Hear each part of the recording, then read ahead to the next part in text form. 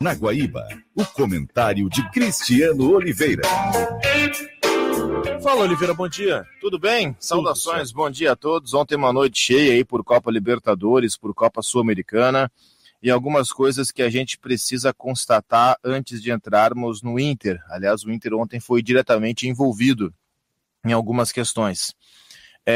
Primeiro, um fato que não deixa de ser curioso. Cacique Medina nas quartas de final da Copa Libertadores da América. Depois de um trabalho horroroso que ele fez no Inter, ele assumiu o Vélez Sarsfield e ele acaba de eliminar, vejam só como o futebol ele dá voltas, assim como a vida. O Vélez Sarsfield do Cacique Medina acaba de eliminar na Libertadores o todo-poderoso River Plate de Marcelo Gallardo. Cacique Medina, então, nas quartas da Libertadores, o River tá fora. E o Boca tá fora também, né? Havia perdido na terça já pro Corinthians, caído nos pênaltis. Então, uma Libertadores sem Boca e sem River, os dois eliminados. Vélez classificado, Tajeres classificado, times assim de uma segunda linha do futebol argentino. Sul-Americana, e aí começamos a falar do Inter. O Santos conseguiu a proeza de ser eliminado pelo Deportivo Táchira da Venezuela. Eu via uma estatística que era a seguinte: histórico do Deportivo Táchira jogando no Brasil como visitante. 16 jogos, 16 derrotas. E ontem os caras conseguiram arrancar um empate contra o Santos, ganhar nos pênaltis e o Santos está eliminado da Copa Sul-Americana. Bom, o que isso tem a ver com o Inter? Tem muito a ver com o Inter, a gente começa a falar do Colorado agora. O caminho para o Inter ele está aberto, escancarado para a final da Copa Sul-Americana. Há quem diga que isso até não é bom, aqueles colorados mais pessimistas. Tá bem, é uma leitura. Agora, não tem como dizer que o Inter não é favoritaço no seu lado da chave da Sul-Americana. E isso vai gerar para o time do Inter, eu vou chamar de uma curiosidade, talvez uma dúvida. No fim das contas, eu acho que a desconfiança é a mesma. Como é que o Inter vai se portar sendo o time a ser batido? Porque o Inter, quando entra numa competição, uma Libertadores ou a própria Sul-Americana, um Campeonato Brasileiro, que tem Atlético Mineiro, Flamengo, Palmeiras, o Inter se comporta sempre como o azarão, quase que franco atirador. Agora não. Agora o lado da chave do Inter é o seguinte: o Inter pega o Melgar na próxima fase, o Melgar do Peru, que eliminou ontem o Deportivo Cali. Então, Inter e Melgar, jogo de ida no Peru, jogo da volta no Beira-Rio. E passando pelo Melgar, que deve acontecer, o Inter pega na semifinal ou o Deportivo Táchira, esse que eliminou o Santos, ou o vencedor do confronto que é hoje, Independiente Del Valle e Lanús.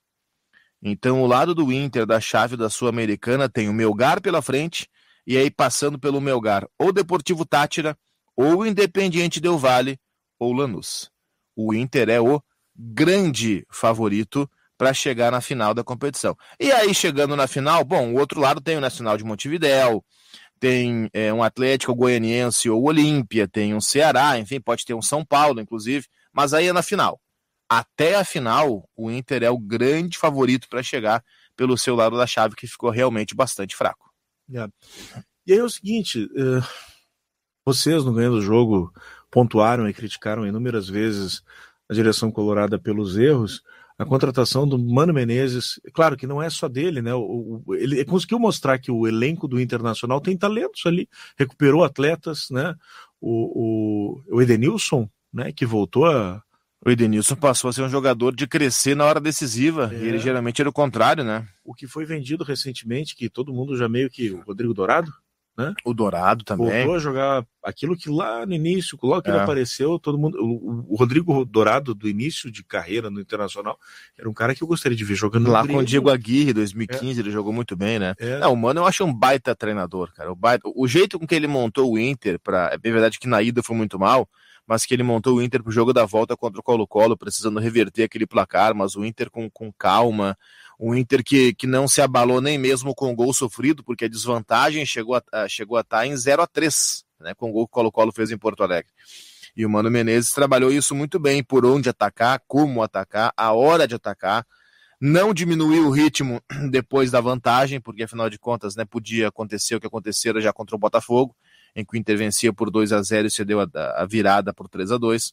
Então eu gosto muito do Mano Menezes. E o Mano é um cara, chovendo molhado, porque a gente fala seguidas vezes isso, mas é verdade.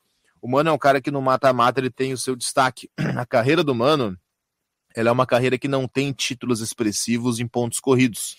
Tem uma Série B pelo Corinthians, e até mesmo a Série B pelo Grêmio, a gente pode considerar mata-mata, porque eram 2 quadrangulares no final, né? É verdade. Mas ele tem, por exemplo, 3 Copas do Brasil, uma com o Corinthians e 2 com o Cruzeiro, e ele tem mais uma final de Copa do Brasil pelo próprio Corinthians, ele tem uma final de Libertadores com o Grêmio, naquele time que tinha Patrício, Tuta e companhia, não era um super time do Grêmio, como um zaço. Chegar na final naquele ano foi... Era um time, e o Grêmio eliminou o São Paulo, que era campeão brasileiro, eliminou o Defensor, que era um timaço, que tinha o Sorondo, eliminou um Santos, que tinha o Zé Roberto, recém-voltado do futebol europeu, jogando muito, o Kleber na esquerda, era muito bom aquele time do Santos, o Grêmio eliminou o Santos, então foi uma Libertadores realmente muito forte. Na final contra o Boca não tinha o que fazer, né? Riquelme no auge, Palácio, Palermo, não tinha o que fazer. Não precisava tomar 5 no agregado, mas também não tinha o que fazer. Ali teve uma questão de arbitragem no primeiro jogo lá. Sim, o Grêmio se portava bem, até que o Boca faz um gol irregular, abre o placar e aí passou o boi, passou a boiada. Fez 3, né? Acho que o Mano erra numa escalação também num dos jogos da final. Ele erra no modelo de marcação do Riquelme, né? Isso aí. Mas, cara, eu não sou tão crítico ao Mano por aquela final. Acho que não mudaria o resultado. Né, o Grêmio, eu, gremista, meu irmão, a gente só não foi na final naquela Libertadores. Eu também só não fui na final. A gente foi em todos os jogos no Velho Olímpico, né? Olímpico. Mesmo naquele que estava meio encruado contra o São Paulo, por exemplo. Que tinha perdido, o defensor tinha levado 2 em Montevidéu, né? Ele tinha que fazer 2 aqui e fez. Mas aquele jogo contra o São Paulo ficou na minha memória, assim, o Grêmio amassa, o São Paulo até conseguiu o aquele jogo era um 2-0 que ele precisava, né? Precisava de 1-0 para os pênaltis, ele faz 2 e ganha nos 90 minutos. E, cara, era o São Paulo assim, ele era o atual vice-campeão da Libertadores, tinha perdido a final pro Inter no ano anterior. Ele viria a ser, isso foi 2007, então ele era campeão brasileiro em 2006, viria a ser campeão brasileiro também em 2007 e 2008. Então era o super time do São Paulo. Né? Aquilo ali talvez tenha atrapalhado, né? Aquela coisa mas tu tá condenando o sucesso dos caras, né? O bom desempenho, para dizer o mínimo. Mas o Grêmio volta da Série B em 2005, no final. Em 2006 já faz um bom brasileiro com o Mano. Fica em terceiro lugar. Fica em terceiro, conquista. Foi tudo muito rápido. O Grêmio não teve... Ele sai da B e vai para uma final de Libertadores em 2 anos.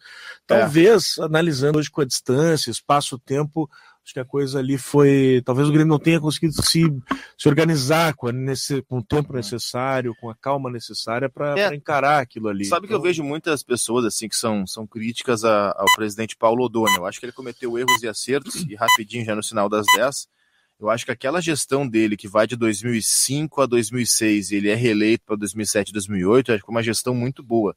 Ela muito rapidamente, de fato, eu acho que o Grêmio ele não tinha talvez o estofo para se manter historicamente ali, recém-vindo da Série B. Mas, cara, no intervalo de 4 anos, ele pega o Grêmio na Série B e consegue uma campanha de terceiro lugar em Campeonato Brasileiro 2006, vice da América 2007, vice-brasileiro 2008, ganhando campeonatos gaúchos em cima de um Inter que viria a ser campeão do mundo, que não é pouca coisa.